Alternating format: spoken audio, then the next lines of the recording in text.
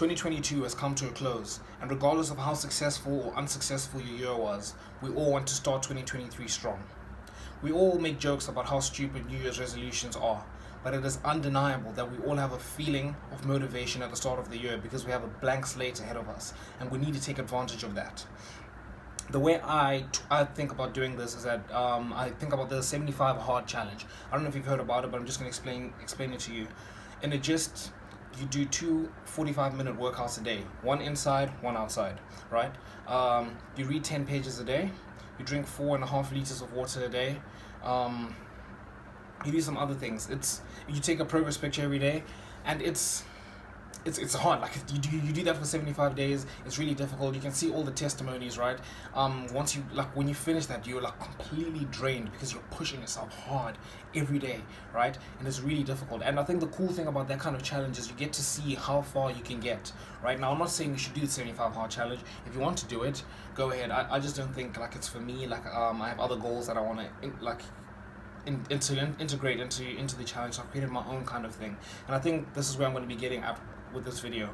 You need to find your own challenge, because I think the cool thing about challenges, right, how motivated do you get when you hear something like a 75 hard challenge, or you hear a 30-day challenge, a 2-week challenge, right? Like that sort of thing. Even a year challenge. At the start of the year, you're like, oh, I'm going to go the whole year. That hardly ever works out, but you get this feeling of excitement, of motivation when you hear a challenge, because it's like, oh, I can do that, right? Surely I can do that sort of thing. And we want to couple that. We want to couple the New Year's resolution, our motivation that we get, together with a challenge. If you can couple that, you're gonna get such good motivation. I know we always talk about how you shouldn't rely on motivation and you should rely on discipline, and that's fantastic. For long-term growth, it's integral that you have discipline. You can't rely on motivation all the time, because motivation it's like a drug, it's like food, that sort of thing. Once you first get motivated, the next time you're going to get motivated, you're going to need even a higher source of motivation. Eventually you're going to reach a ceiling where it's difficult to motivate yourself. So you don't want to rely on motivation, but you want to take advantage of it when you get the chance. Okay, so this is what we're going to do. You're going to do a challenge. I want you to make it as personal as you can, right? But you just want to make it that you hit your goals. So for me, what I've learned in the last couple of weeks, last couple of months, what I've tried to integrate now is what I call intermittent monk mode, right? We've all heard about monk mode, that sort of thing again, where you basically just become like a monk, right? You just cut out all social media, you eat clean the whole time, you hit your workouts, you do your work, and that sort of thing. It's just a cleanse. And then that's what I'm aiming at for doing this thing, because I think with all of us, we do have an overstimulation when it comes to food, when it comes to social media, when it comes to just so much sensory information. We're always indulging in and that sort of thing. So we all sort of need a cleanse, so our focus can reset. Right. So what I call intermittent monk mode it's self-explanatory. It's monk mode on an intermittent basis. I prefer this way because I find it a lot more sustainable. Right. So for me, what it is that I'll wake up, because I'll go to sleep the day before. I'll go to sleep at 8 p.m. Then the next day I'll wake up at 4 a.m. Right? I'll do my workout. After my workout, if I'm at home, then I'll do my 4 hours of deep work. I'll split it into 2-hour blocks, and then I'll have a 30-minute break in between. And by the time I'm finished with that, it's 11, right? I don't eat anything in the morning.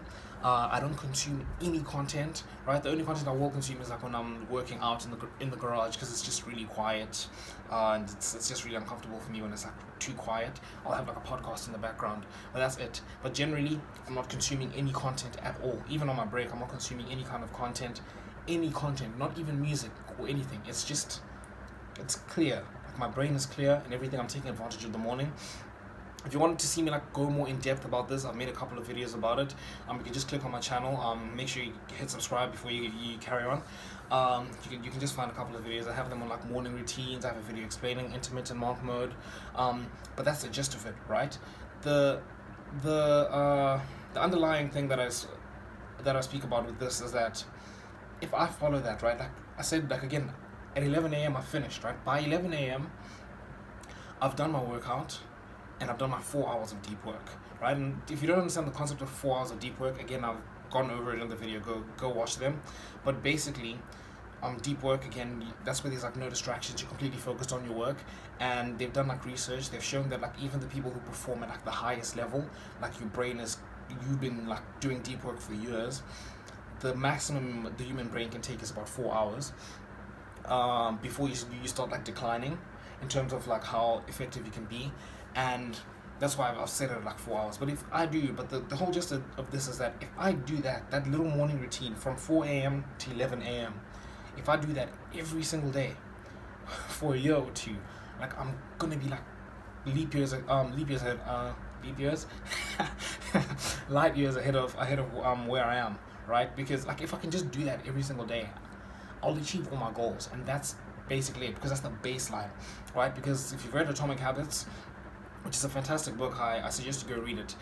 There's a quote that he said that will forever stick with me, and he said that humans do not rise to the level of our goals. We fall down to the levels of our systems, right? So it's not about what you can achieve at your peak.